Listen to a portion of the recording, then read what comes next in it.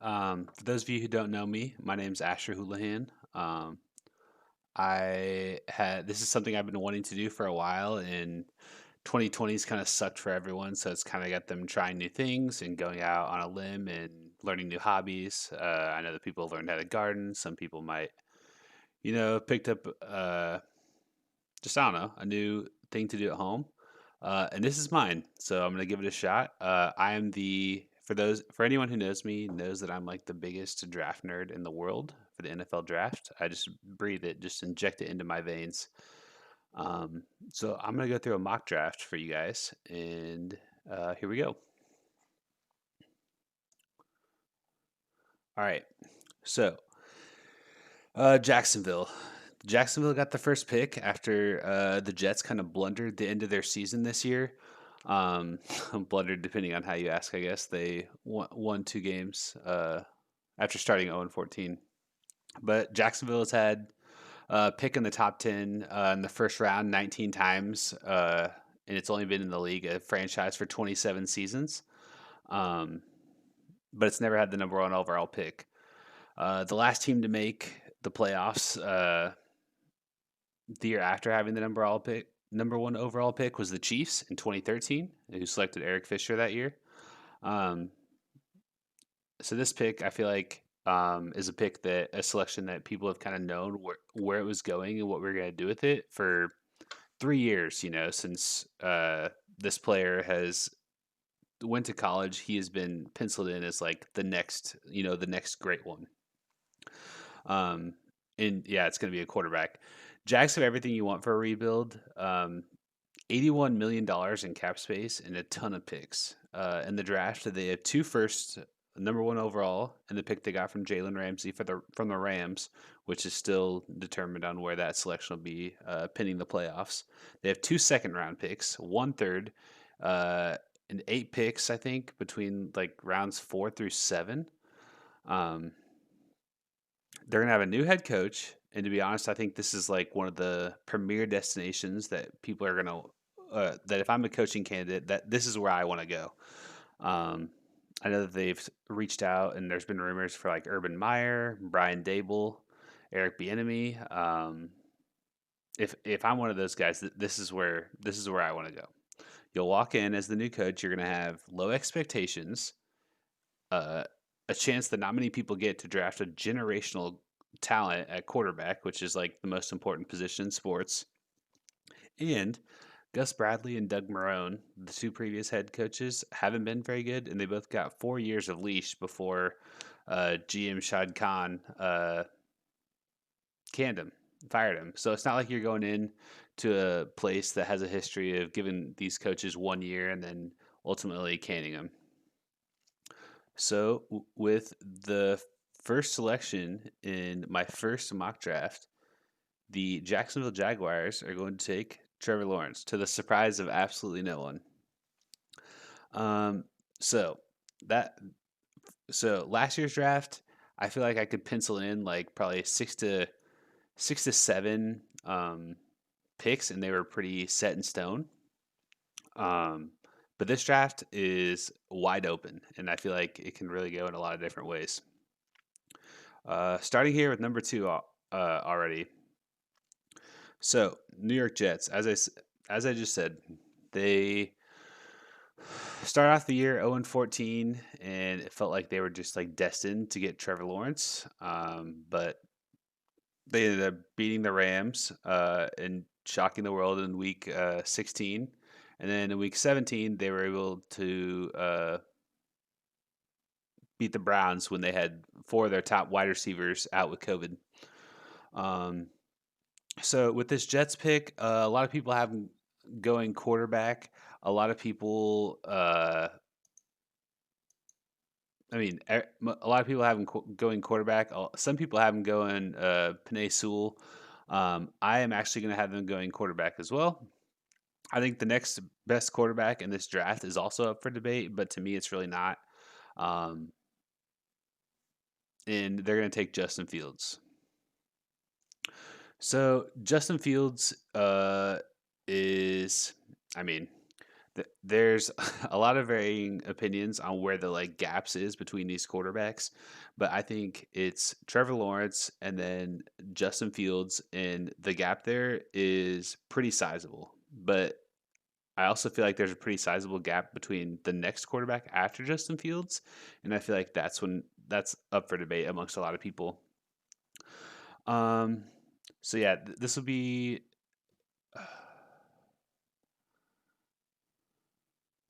So it's worth noting how Ohio State's quarterbacks have traditionally been a bust within the NFL. The highest quarterback ever taken was Art Schlichter by the Baltimore Colts in 1982.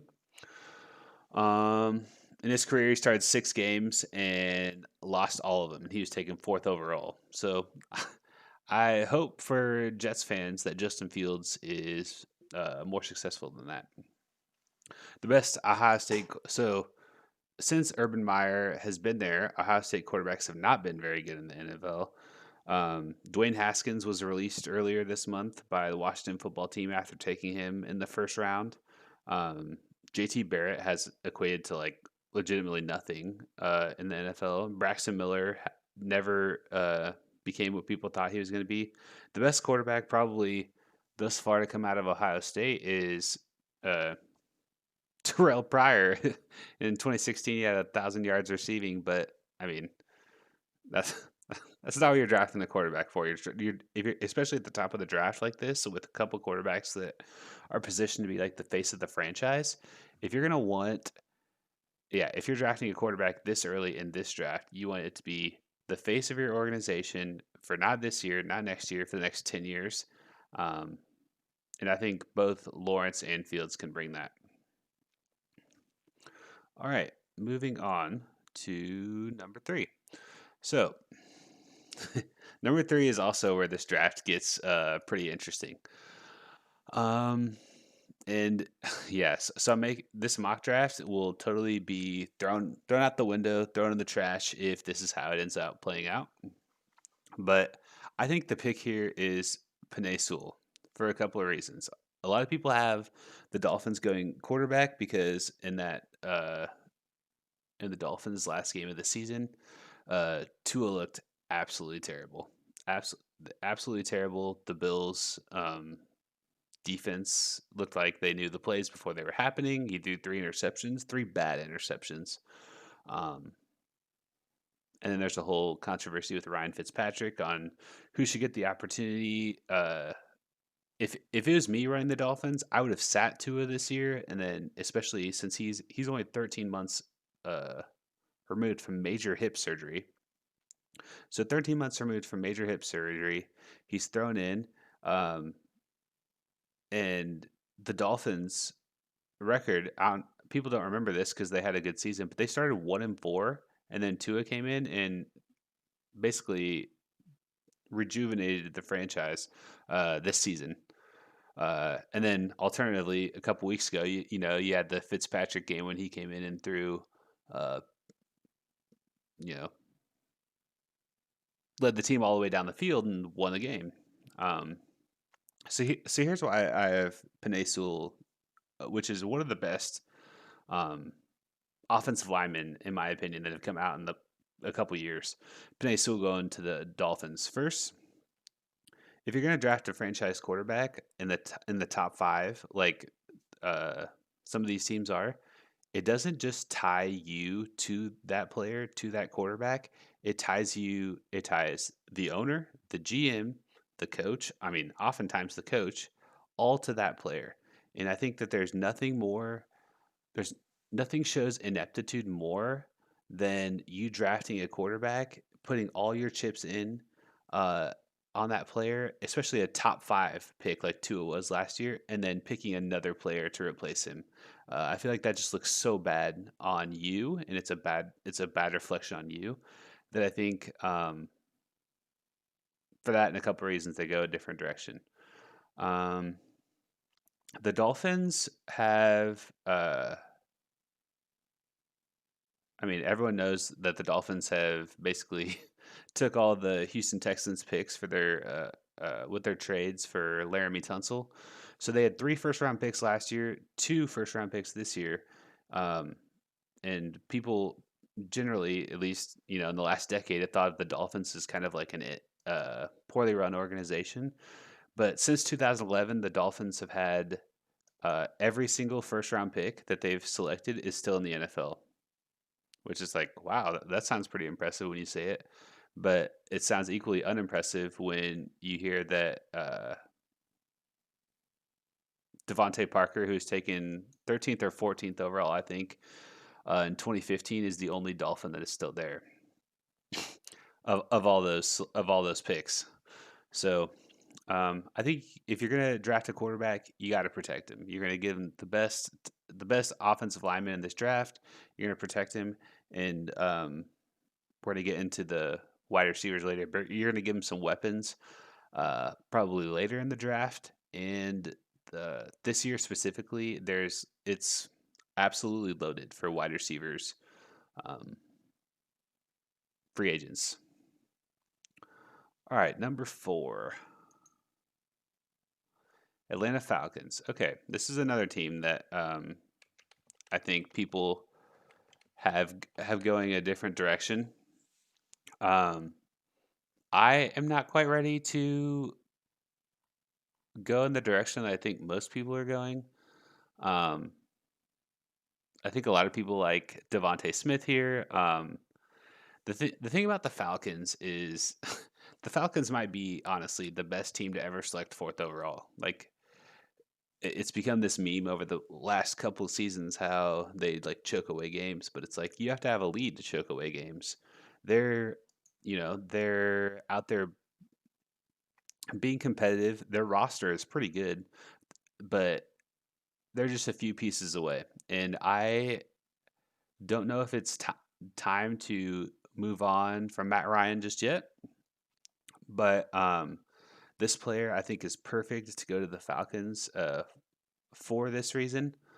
I think that with the fourth overall pick, the Falcons take Zach Wilson, quarterback, BYU. So uh, even with Matt Ryan's large contract, so he has a massive contract. The Falcons can't, like I said, they can't pass on an opportunity to not draft a quarterback with a long term. So that'll be the not draft a quarterback of the future, because God knows with that team when they're going to be drafting in the top 4, top 5 again. Um, and I just feel like this is a good opportunity. Zach Wilson, like I said, I feel like there's a pretty big gap between Justin Fields and Zach Wilson, but Zach Wilson is like the prime candidate, in my opinion, who would really thrive if they sat out a year and then um, came in. So um, I do not feel like he is ready to go in and just start right away, but I feel like he could um, really benefit from having one of these veteran quarterbacks tutor him this in the 2021 season, and then 2022 be ready to hit the floor. Um, yeah. Okay. With the fifth pick, um, Cincinnati Bengals. Okay. So the Bengals were also one of those teams that uh, I feel like the fact that they have a top 5 pick, I feel like the Bengals are moving in the right direction. Okay, Joe Burrow was a good selection last year. I mean, let's hope that he can come back from his injury and be just as good next season. But I think that they're moving in the right direction. It felt like Marvin Lewis had kind of like tied that franchise to the ground for a while. Um, when he was there, it felt like they were just they'd have I don't know. It felt like they were tied to having like mediocrity and not being able to achieve or go any higher.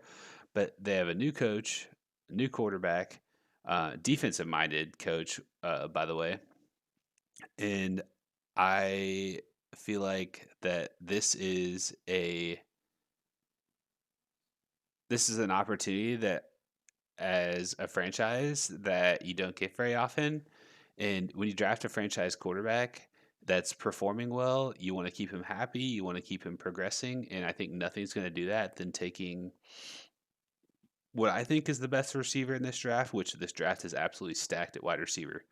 Um, for a couple reasons. You're going to reunite these Joe Burrow with Jamar Chase.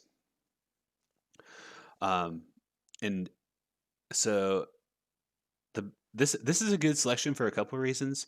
The Bengals have let's see, AJ Green, who is not the same Adriel Jeremiah Green that he used to be. I know that because I've been burned by drafting him in fantasy every year for the last 5 years. Um, T. Higgins is who they picked up last year with their second round selection. He's a good player, and I feel like he's going to continue to progress. You match that with Jamar Chase, and you have like a good wide receiver core that Joe Burrow can get to know and trust and develop in the way that you really want him to. All right, moving on. Um, Philadelphia Eagles. Okay, so a lot was made of how the Eagles handled the end of the season um, when Doug Peterson chose to sit Jalen Hurts in, I mean, a de facto play-in game for the Washington football team. Um, and I know that there's a lot of angst between players, and I've read and watched videos on YouTube about how um,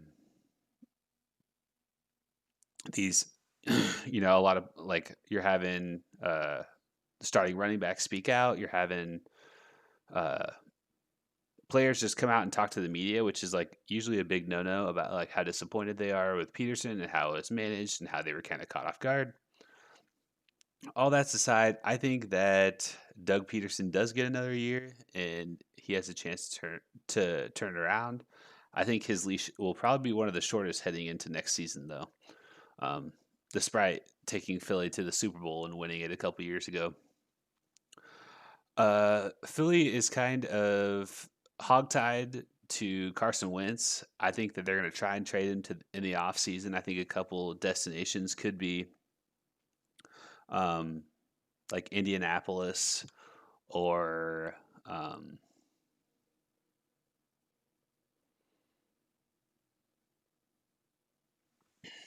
I don't know.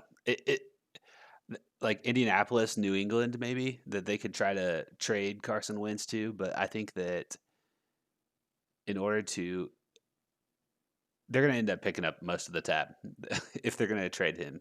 Like it's not going to be like they're going to trade him to the Patriots, uh, and the Patriots are going to take all of that cap. No, there's no way that'll happen. But so you have Jalen Hurts.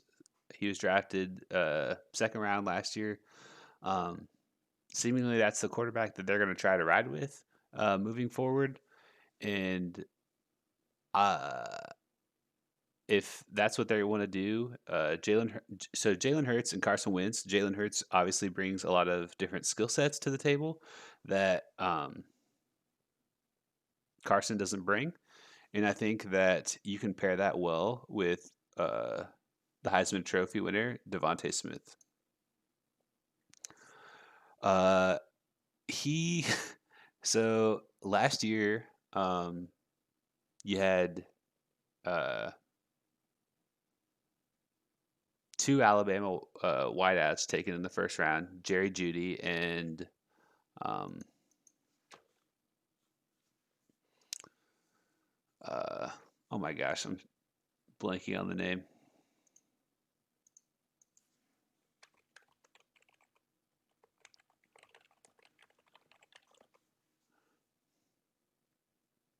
Henry Ruggs, yeah.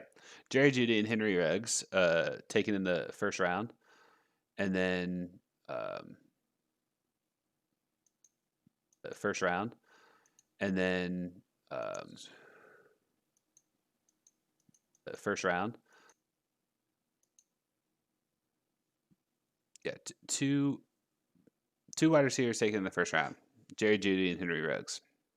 This year, they will have two wide receivers taken in the first round, which is nuts for any school. But I think that the player that of those four, Ruggs, Jeudy, Waddle, and Devonta Smith. I think Devonta Smith is the best of all four of them. So We'll have to see what his NFL career looks like, but I feel like the Eagles are pretty happy with this selection. All right, moving forward. With the next pick, the Lions are going to do what the Lions do best, and that is draft a wide receiver. We were just talking about Devontae Smith, his teammate, and fellow wide receiver Jalen Waddle is going to be taken here. So this is starting a huge run on wide receivers, 3 in a row, which is kind of like, I don't know, kind of crazy for fifth, sixth, and seventh overall in the draft, but it just goes to show you how stacked this class is at wide receiver. Um, the Lions are in an interesting spot. Some people have them taking quarterback here. If like a Zach Wilson falls to them, I could see that. Um, Zach Wilson would, like I said, under Matt Ryan, he'd also be great to bring up under Matt Stafford. I am a Matt Stafford, Stan. Let's see you, Matt Stafford, fanboys. I feel like he has gotten the short end of the stick his entire career. He was drafted by a franchise that just doesn't know how to win and um, has honestly never given him the chance to like go out and be the quarterback that he wants to be. I think that if the Lions are going to be successful and they need to take Jalen Waddle here because he's like one of the best players available. They need to get Matthew Stafford a running game. For God's sake, get Matthew Stafford a running game. I remember a couple years ago, there's a story that came out that the Lions didn't have, wait, did not have a 100-yard rusher in 6 seasons. I, I mean, I'm like speechless. I still don't know how that's possible. I think it was like 2012 to 2018. They went without having a single game where a rusher had 100 yards rushing. It's like, how can you expect Matt Stafford, who I feel like is like borderline Hall of Fame with the career that he's put together, um, to be successful? And that's what you're giving him, you know? All right, moving on. Panthers. Panthers have several needs, but I think that they kind of reach here for their biggest need, which is linebacker. Luke Kuechly, whenever he retired, it was kind of like Andrew Luck. He kind of took everyone by storm, surprised everyone, uh, and you're not gonna. Doesn't matter who's on the board. You're not gonna replace Luke Kuechly. Luke Kuechly he had a short career, but he also had a borderline Hall of Fame career. He was the best linebacker in the NFL for several seasons. Um, and like I said, the Panthers have a couple of needs, but I think that they actually reach here to find the heir apparent for Jeremiah Owosu, the linebacker from Notre Dame. Uh, Owosu is like a bigger linebacker. He's good in the box, but he can also drop back in coverage and cover pretty well. Um, I just when I like watched film on him, I just love like he like loves football and just loves to hit people. When he hits people, like I imagine, I don't know, it hurts to watch. Um, and I think he's going to be a great player and something the Panthers can really lean on to build that defense moving forward. Uh, so this is the Panthers. They've only had one other selection in the top 10 since 2012. And it was also number 8 overall in 2017, and that ended up being a pretty good pick in Christian McCaffrey. So we'll see what the Panthers can do at 8 this year. All right, Broncos. The Broncos are also interesting. Um, Drew Lock, quarterback out of Missouri, is still there. I feel like he's still developing, but John Elway is kind of quick with the trigger. He's kind of impatient. He's a big ego guy.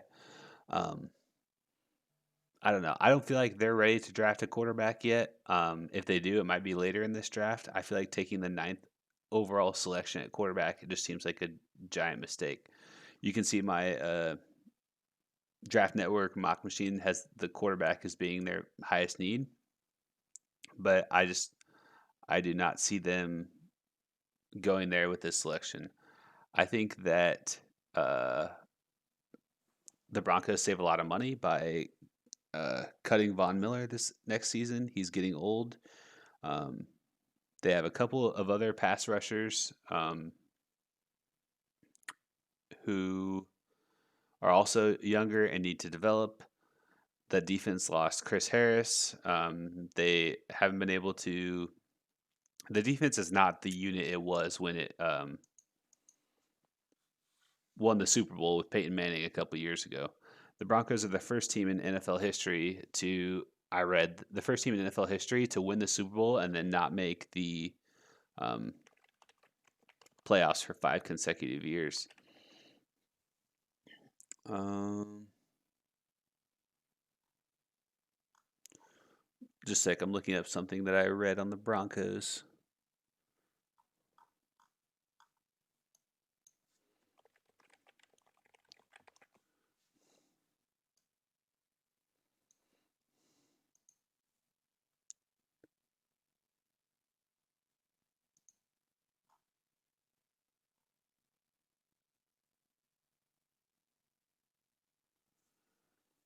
Yeah. So, sorry, sidetrack. Broncos. So I think that they're gonna draft someone who can replace. I mean, like I said with the Panthers, you can't really replace a Hall of Fame player like Von Miller's been. But I think it's about time that they start drafting the heir apparent to that position. Uh, with taking Kwity Paye from Michigan for edge rusher. Um, I think that this selection is going to be a good one for the Broncos. Michigan hasn't had the best reputation, kind of like we were talking about Ohio State quarterbacks. Michigan pass rushers really haven't done as well as people have wanted. Most recent memory, Taco Charlton was drafted in the first round. Um, but I mean, he's like a backup on the Chiefs now, not even the team that selected him, the Cowboys, who are up next. So Cowboys, this is one of those picks where it's like, dude, I love this selection for this team, and I would be shocked if the board falls how I think it will if they do not take this player. Cowboys have a couple of needs. Obviously, they're trying to figure out contract negotiations with Dak Prescott. Jerry Jones came out this week and basically said, we need to figure it out because we haven't handled it very well. Which I feel like if Jerry Jones is coming out and saying that, like it really is true. But Cowboys have a lot of needs. They feel like another franchise that are kind of tied to being um, 6-10, 7-9, 8-8 every single season. You need to shut down um, corner, especially um, like a game changing player. And I feel like Patrick Surtain is that. And I just love this pick for the Cowboys. All right, moving forward, the Giants. Um, okay, Giants again have a couple of needs. Um, but this one was kind of tough. I kind of had to pencil this guy in wherever I feel like I could put him. This this player is uh, someone that I think if fell to the right team, you could pair him with uh, the quarterback from his college squad in the NFL. But that quarterback is going to be taken till later. Um, and I'm going to have the New York Football Giants taking Kyle Pitts, tight end, Florida, with the 11th selection. Kyle Pitts is like the hardest player to peg in this draft because looking at the mocks, he could go anywhere from like fourth to like 25th.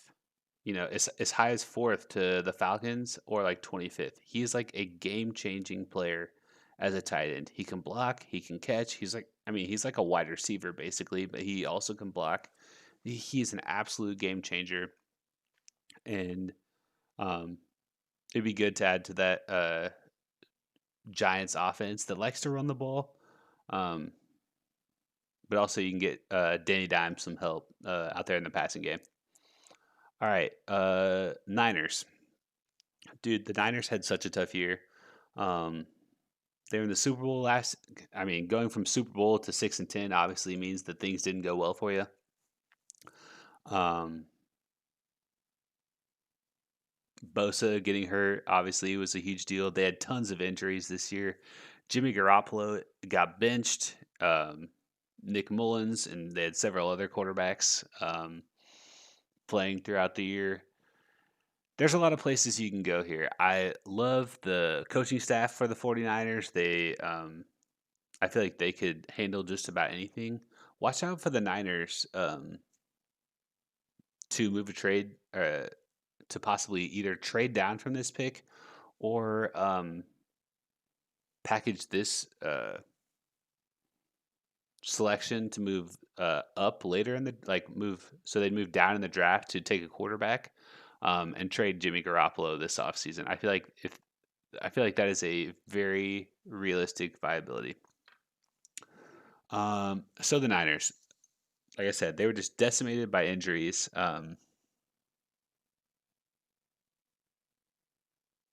This season. And when the 49ers took um, wide receiver Brandon Ayuk with the second of their 2 first-round picks last year, it was the first time that they had selected a skill position player since 2012 in the first round. Since then, they've also selected 4 defensive ends. So it's like, where do they go here? This is not the sexy pick that Niners fans are going to like. But I feel like he is of need and one of the best available. I'm surprised that they don't go Christian Darrisaw because I think that Christian Darrisaw has um, a lower floor, but this player, Rashad Slater, has a higher ceiling. If that makes sense. I feel like so in the Big Ten, he's going up against good competition at Northwestern, but he just, I don't know. He's going to take some time, but I feel like he has one of the higher ceilings of any offensive tackle in the draft. All right, moving forward. The Chargers. All right, the Chargers have several needs. It's kind of hard, like we were talking about with the Falcons, that the Chargers have like the Chargers are close. Okay, the Chargers are close. The meme of, oh, you're just blowing all these leads, it means that they're having to um like come back and all, or they're blowing leads in games because they're establishing leads. Um, I love the quarterback. He's looking good. He probably should win Rookie of the Year, honestly. Even over like Justin Jefferson in Minnesota, who put up 1,400 yards this year. I just feel like the way that the Chargers have put together their roster is like they're ready to win now. Like, and we were talking about how I felt like Jacksonville was a good destination for some of these um, like potential new head coaches. The Chargers has to be a dream job. You have Justin Herbert already in place, so 6th selection last year. You have a great defense, um, and you have skill position players that you know are good enough to win you a lot of football games. The only downside is you're in the AFC West, and it feels a little like you're playing for second place every season. Um, but it's like it wouldn't shock me if the Chargers, like one of these years, end up splitting with the Chiefs and then have a tiebreaker and end up winning the division. But the Chargers are absolutely a team that, with good coaching and a good couple of picks here, they should be in the playoffs as early as next season. I really believe that. there's huge turnover in the NFL, and there's always teams that make it from the previous year that didn't.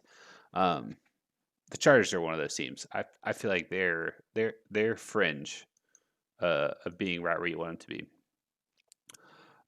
With the 13th selection, they're going to take someone we were just talking about, Christian Darrisaw, which starts a run of tackles. And I feel like this will solidify the line and really help them out. That Justin Herbert broke the touchdown record for passes for a rookie, but he got absolutely blasted by there. And if you're, like I said, um, with Tua at the top of the draft with Penei Sewell, if you're going to draft a franchise quarterback, the thing that you need, most important things are quarterback and his protection and a tackle. I think Christian Darrisaw brings that to the Chargers. All right. 14, the Vikings. Um, this is the Vikings' highest pick, and it seems like 5 or 6 years probably. Um, Vikings haven't. Vikings were one of those teams that I feel like really underperformed this year. I feel like Bovada had them at like 9 wins going into the season, 9 or 10 wins, and they finished 7-9. Um, and all of their picks. So I was talking about the Dolphins picks earlier, dating back to 2012. Only Harrison Smith and Anthony Barr, Harrison Smith in 2012, and Anthony Barr in 2014 are still in the purple and gold up in Minnesota.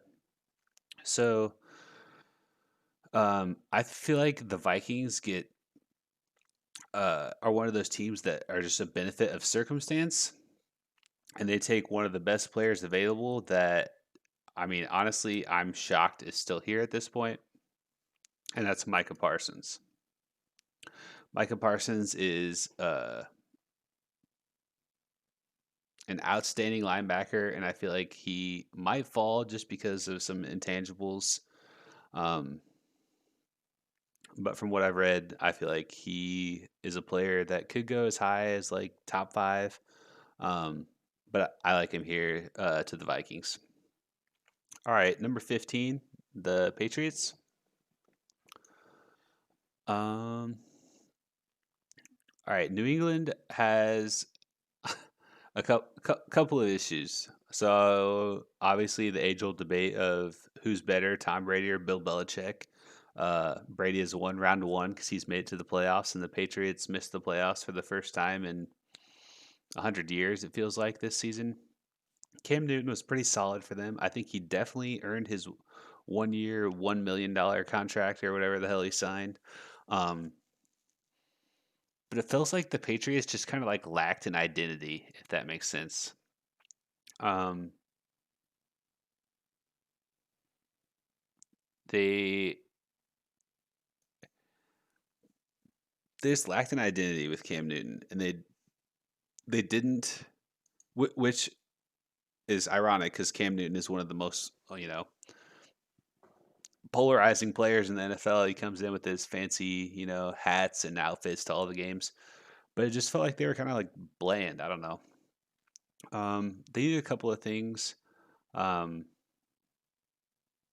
their defensive line, they had eight players opt out for COVID last year, so Hightower and all those guys on the back end, they're usually pretty solid. Weren't there last year, so it's kind of hard to judge. Like, do you want to draft a replacement for a guy that just opted out for COVID, or do you want to try to see what we can do moving forward with what we got?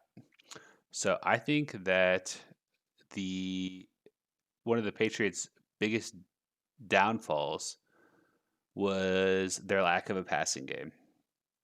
So you have Julian Edelman, but Julian Edelman is not. He's not like a um, X or Y receiver. Like one or two. He's a slot guy, and he's one of the best in the game. He excelled with Tom Brady. There's numerous Super Bowls where Julian Edelman felt like carried him for a quarter. I hate Julian Edelman because I'm a Chiefs fan, but I recognize like how good of a player he is. Um, but they need to draft a wide receiver. The Patriots with the last pick, last pick in the first round a couple years ago. I forget what year. Drafted N'Keal Harry out of Arizona State, I think. And I was super high on him, but he absolutely has not cut it. Hasn't brought anything um, to the table. So I think the Patriots go offense and take a wide receiver here. If Kyle Pitts is still on the board, this is, I know Kyle Pitts will not make it past 15 with the Patriots.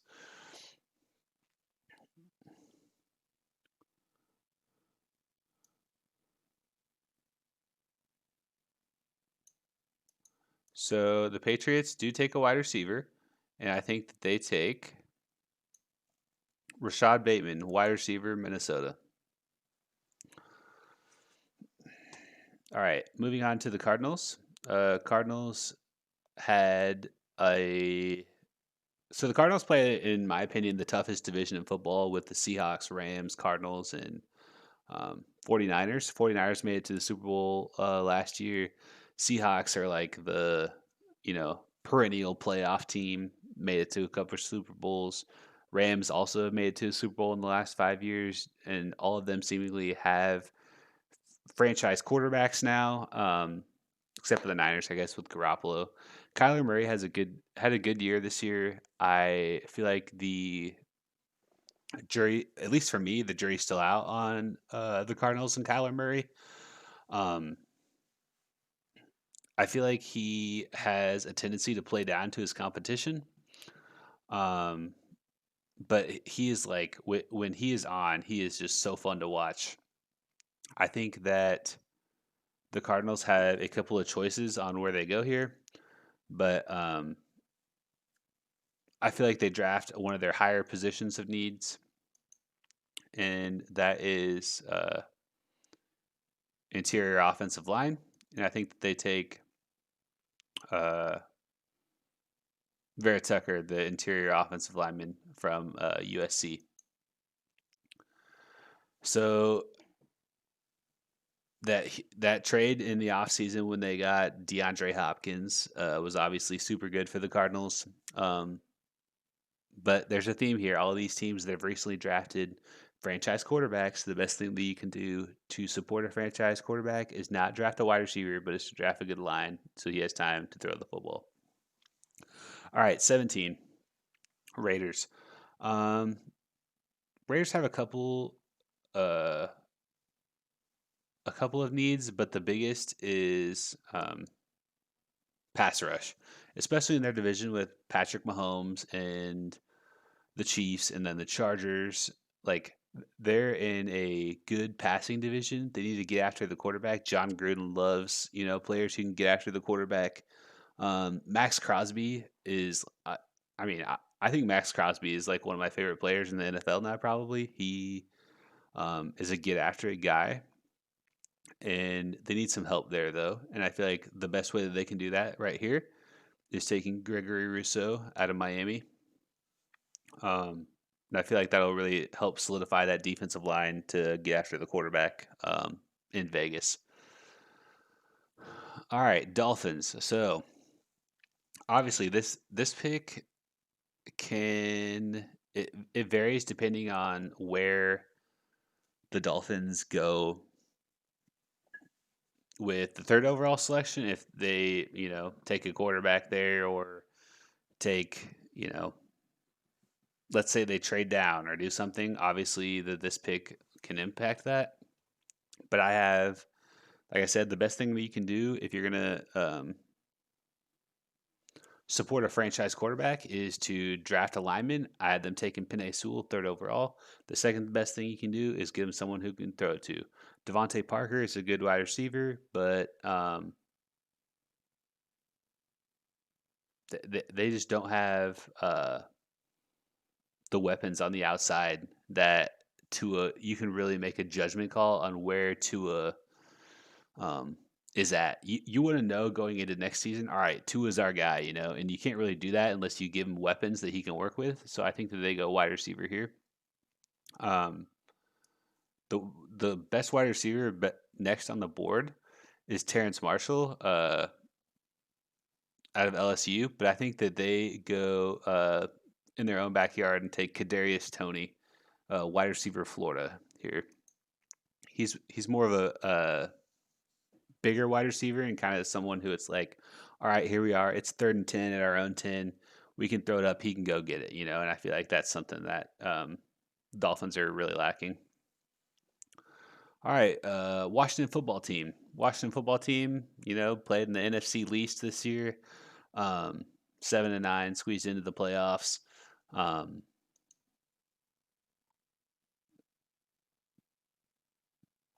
Alex Smith, for sure hasn't been announced yet, but for sure comeback player of the year. Um, Washington football team is like, I think that their defense is super good. They have great pass rushers with Ryan Kerrigan and some of the other defensive linemen that they have out there. They can defend well on the back end. They can defend the pass. They can defend the run.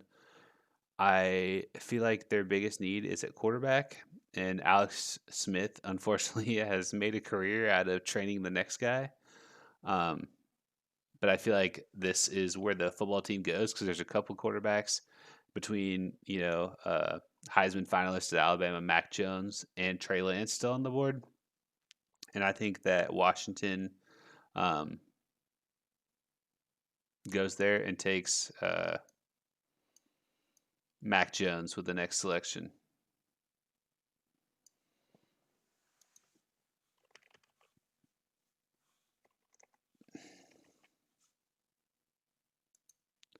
So people are probably wondering, like, why? Why not take Trey Lance? He's the best player on the best quarterback on the board here.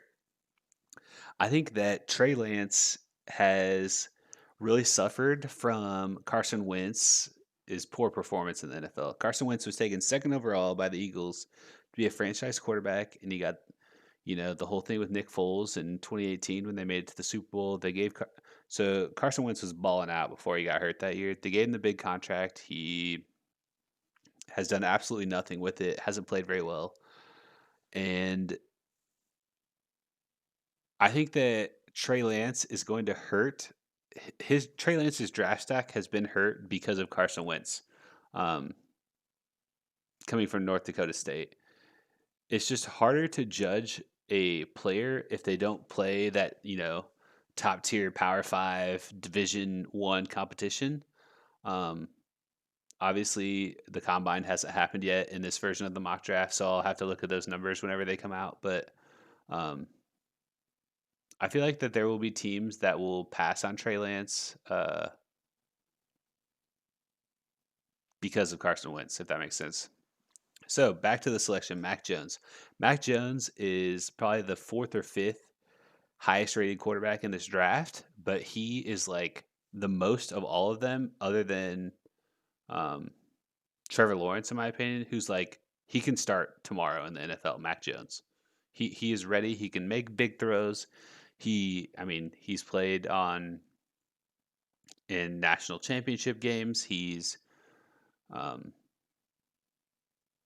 he elevates his game to the competition. He's got a good head on his shoulders. He's ready. He's one of those players that's like. So I'm of the belief that a rookie quarterback should never start from day one. But if you're going to do it, Mac Jones is the type of player that you want to do that with.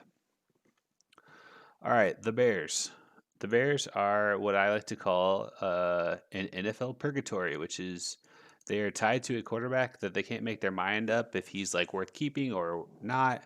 And the Bears are absolutely destined to be 8-8 for like the next 10 seasons, in my opinion. Mitch Trubisky obviously has not been anywhere close to um, delivering the Bears when they traded a first round pick to the Niners, who took Solomon Hill 3rd overall to move up from 3 to 2. Trubisky has not been nearly as good as Pat Mahomes or Deshaun Watson, who were taken several picks later in that draft, famously. But he picked it up at the end of the season, and it's got like people in Chicago like, "Ooh, do we extend Trubisky?" They have Nick Foles on the roster. Um, yeah, they're just in the bad spot. It's kind of hard. It's kind of hard to know where the Bears will go with this. I think what they do and they have a couple of options, but I think that they draft Caleb Farley from Virginia Tech, who is the best player on the board, on TDN's predicted board left corner to like sure up that defense. You just can't justify going into next season, and I know it sounds stupid, but you can't justify having Mitch Trubisky, Nick Foles, and another quarterback on the roster, and all three of them having a fair chance. It would just be an absolute disaster. The Bears' strength is their defense, and I feel like they're just gonna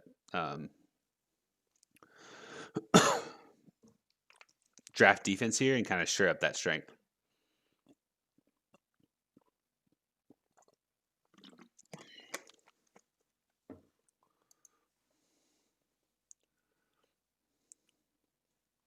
So next is Jacksonville with their second first round pick after taking Trevor Lawrence first overall.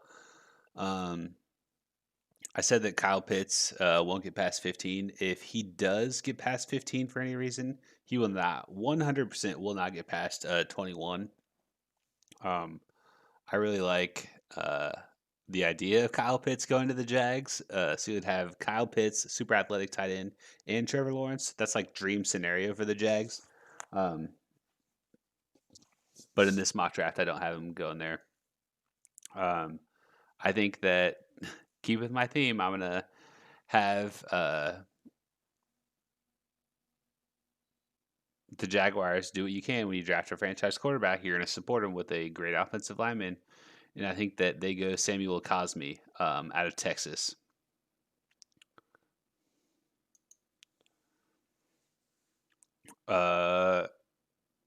So Jalen Mayfield is still on the board and Liam Eichenberg, but I have, for some reason, I've been looking at mocks every day for 6 months, and every draft has not every draft, but tons of these drafts have Samuel Cosme going to the Jaguars. I don't know if that's like insider information within the Jags organization that I don't know.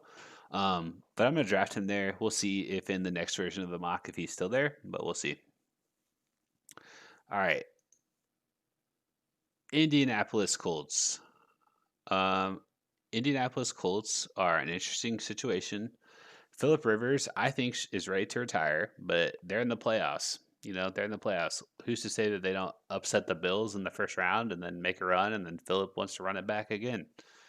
I think that the Colts draft their biggest position of need, and that's quarterback, and they're going to take Trey Lance. So, uh, like I said, Trey Lance, North Dakota State, he put up gaudy numbers in college, but it's kind of hard to make a determinant if he's not playing that like Power 5 competition that some of these other players are playing.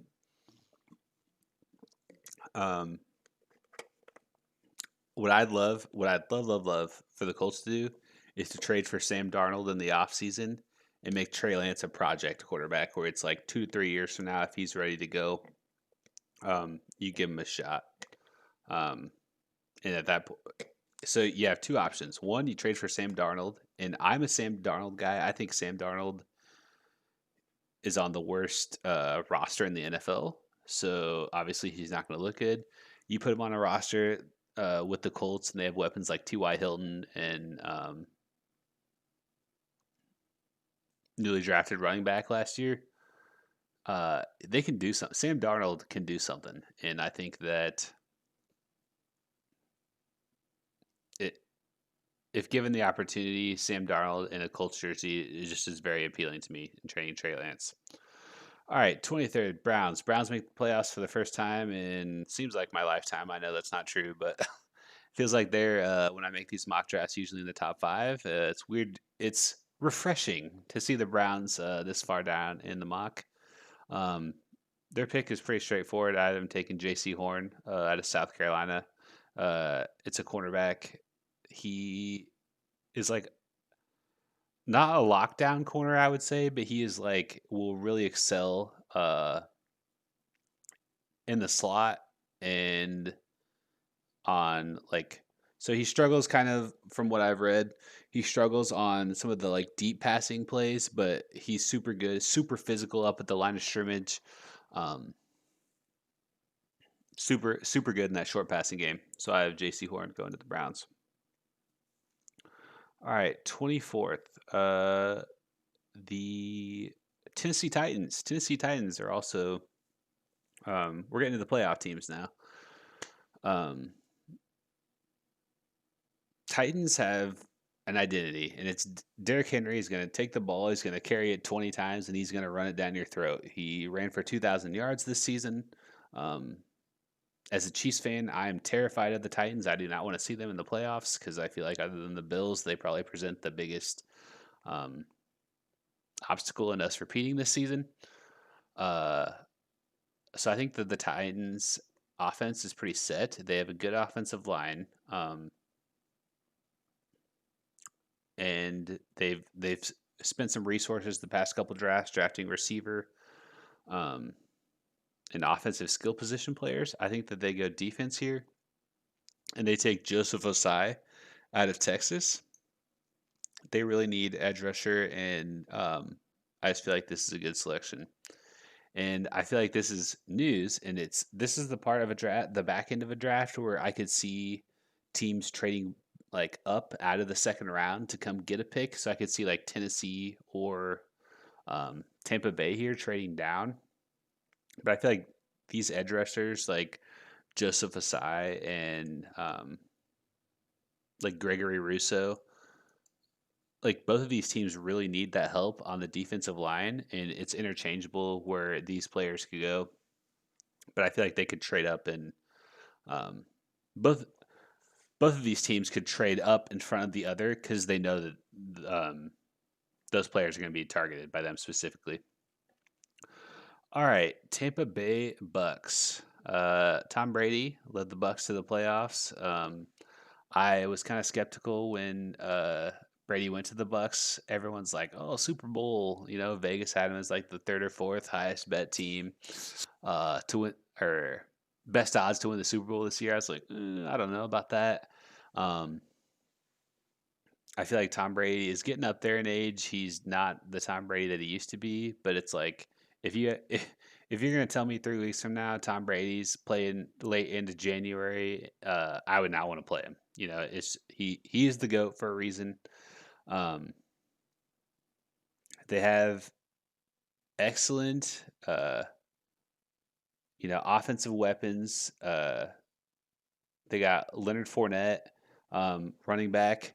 They have Chris Godwin, Mike Evans. Like their offense is very stacked. I think what they end up doing with this pick is solidifying the defense because the defense can be a problem. As a Chiefs fan, I watched that game when Tyreek Hill put up 215 yards in the first quarter and against Tampa Bay, and it kind of took the life out of that game real quick. Obviously, you can't equate everything to stopping the Chiefs' offense because that's just not reliable. But I have the Bucks taking an interior defensive lineman, Jay Tufele, from USC here. All right, Ravens. Ravens were the Super Bowl favorites this year. They squeezed into the playoffs. Lamar Jackson did not follow up his MVP campaign with the type of season that Ravens fans probably would have wanted. But I think that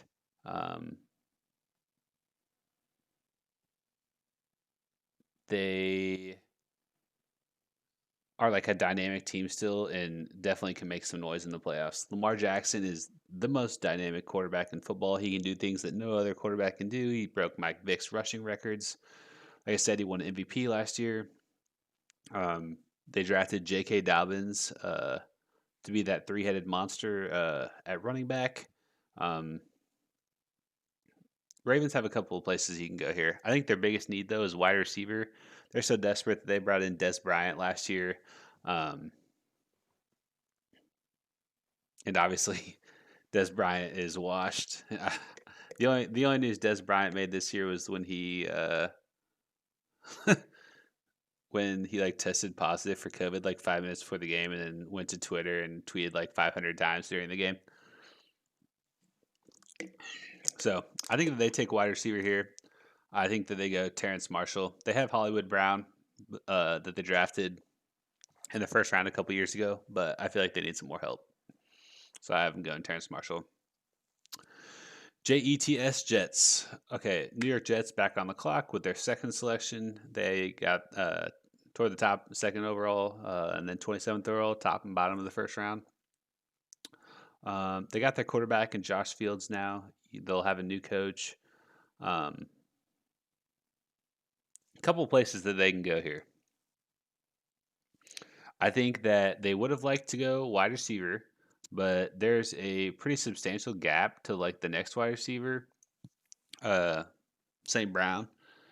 Uh, but I think that they ultimately make that jump, which is kind of surprising. Um, shoot, I don't know. This pick's kind of hard. I feel like they could. St. Brown is a good player. I feel like he's like a fringe first rounder, like second rounder, probably, in my opinion. And you can see it on the ward, like the mock draft. They have him listed as the 46th best player. I think the Jets reach, and I think that they go get him. We'll see. I think that they reach here and they go get him. All right, Steelers.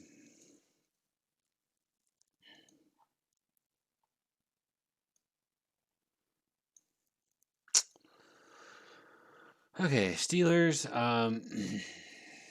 Steelers started. I mean, they pulled a reverse Jets, if you will, where Jets started the season, couldn't win a game, and then got hot at the end. Steelers started 11-0, and then everyone figured that they were like the worst 11-0 football team of all time. Not very good. The Steelers are, I think, will 100% go offense with this pick. A couple of reasons. Big Ben, old, can't throw the ball 40 yards down the field. It's a problem. We'll remember that 40 yards down the field, can't throw it. We'll reference that with the next pick. Um, they have absolutely no running game at all. Juju Smith-Schuster is a free agent in the offseason. He has not been the player that everyone thought he was when he had Antonio Brown crossed up on the other side of the field. I think they'd love to go wide receiver here, but like I said, the Jets just reached. I don't think the Steelers do. I think that the Steelers have the opportunity to take a player that can. The Steelers absolutely never run the ball, and I feel like they need to. The Steelers could go offensive line here, Jalen Mayfield, or take one of the two running backs, Travis Etienne or Najee Harris. Um, Steelers fans are going to want me to say running back, but I think I'm going to give him the offensive tackle here, Jalen Mayfield. It's a smart play. Um, who knows if maybe there's like a run in like Eichenberg and Mayfield and Cosme and some of those other offensive tackles all go earlier in the draft. Maybe the Steelers are the first team to take a running back off the board. Who knows? Generally, I hate taking running backs in the first round, which is also ironic because that's what my team did last year with Clyde Edwards-Helaire. Um, but we'll see. Saints, like we were just saying, Drew Brees, he's old. They Drew Brees is a Hall of Fame quarterback, great player. Will go down as with tons of passing records, but the Saints are the Saints are ready for the quarterback of the future. Uh, and by that I mean that it's not a gadget player and it's not um, Drew Brees. I I would argue that Jameis. So I'm also people are going to hate this and make fun of me for it, but I'm a Jameis Winston stan as well. I think Jameis Winston, um, if he had the good coaching of Sean Payton and the offensive coordinator down in New Orleans, I think that they could groom him into that. I don't think that they draft a quarterback here. I would be shocked. I think that they take the highest position in need, which is linebacker. I think that they do that here and take Zaven Collins out of Tulsa. Zaven Collins is like, if Zaven Collins went to Clemson, he would be a top 10 pick. Zaven Collins went to Tulsa, um, so he's at the end of the first round. The From everywhere I've read, the general consensus is that just he hasn't played that top notch competition, so people are kind of skeptical on him.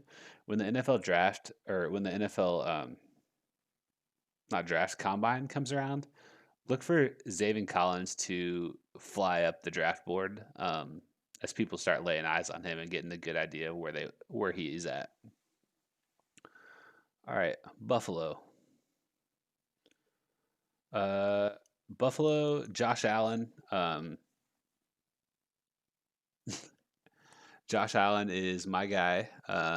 My friends in my fantasy football league are going to totally roast me, but Josh Allen is my guy. He in year 3 he developed into, in my opinion, the third best quarterback in the NFL after the MVPs candidates Rodgers and Mahomes.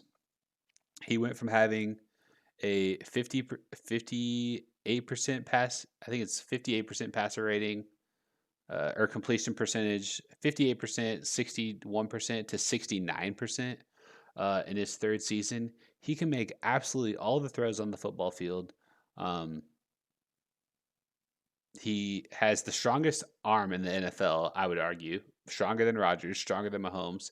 He can he can run outside the pocket. Um, I absolutely love the trade in the offseason that they gave up their first to get Stephon Diggs. Stephon Diggs wanted out of Minnesota last year. So you trade up a first, you get Stephon Diggs, you pair him with Josh Allen. Stephon Diggs goes off for 1,000 yards this season. And I love how Buffalo is constructing their football team. I think that as a Chiefs fan, the Buffalo Bills are going to be the new like New England Patriots, where it's like we as Chiefs fans will have to um, talk about the Bills all year, every year, because they're going to be that team that we're going to be fighting for the next 10 years. That's my prediction. I also think Sean McDermott is super underrated as a coach. Um, when he was hired, I kind of anticipated that this was going to happen, and um, I have faith in him to lead the Bucks or lead the Bills, excuse me, for the next couple years. So I think the Bills are good on offense. They have one of the highest rated offenses in the NFL this year. They were top 5 in passing, let's say like top 10 or 12 in rushing. I'll have to look that up. Uh,